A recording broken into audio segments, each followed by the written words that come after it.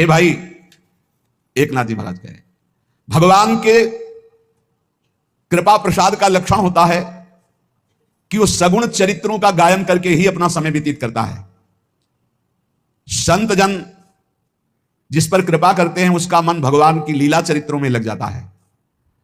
सत्संग में जिसका मन लग गया भगवान उसके अधीन हो जाते हैं, संत एकनाथ जी महाराज।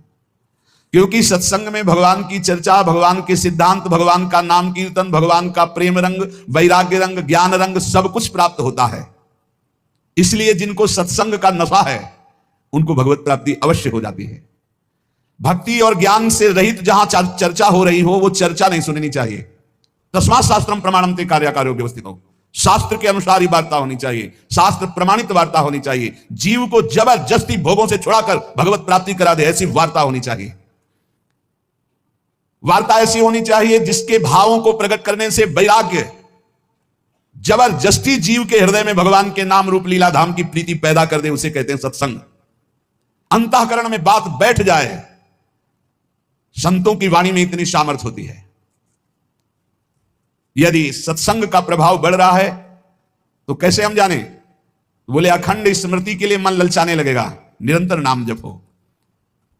एकनाथ जी कहते हैं मैं तो हाथ में करताल लेकर के अपने जनार्दन श्री विट्ठल भगवान को रिझाता रहता हूं। जो मेरे प्रभु हैं, कलयुग में विशेष कृपा करके उन्होंने मूर्ति के रूप में अर्चावतार लिया है। एकनाथ जी कह रहे प्रभु और प्रभु की प्रतिमा में कोई अंतर नहीं मानना चाहिए। जो प्रभु की प्रतिमा को प्रभु स्वरूप मान करके आराधना करता है वो प्रभु में ही वास करता है। जो भेद मानता है वो आगे नहीं बढ़ पाएगा। और आज तो ऐसा ज्ञान बघारा जाता है कि प्रगट सेवा का ही निषेध कर दिया गया। प्रगट सेवा का निषेध, प्रगट सेवा का निषेध, भगवत अर्चा विग्रह का कैसा ज्ञान चल रहा है, कैसा ज्ञान चल रहा है, अज्ञान, घोर अज्ञान। जो भगवान के श्रीविज्ञ साक्षात भगवान है, साक्षात। आपको विश्वास नहीं इसलिए बात नहीं करते उन्हें, आप बात करके देखना उत्तर मिलेगा। गौर से आप ठाकुर जी की तरफ देखना, हृदय से बात करना, कोई ना कोई इशारा मिल जाएगा, कोई फूल गिरेगा, कोई ना कोई आप पता चल जाएगा कि ठाकुर जी हमारी बात सुन लिए। कलिकाल में भगवान ने अर्चावतार धारण किया है प्रतिमा स्वरूप में।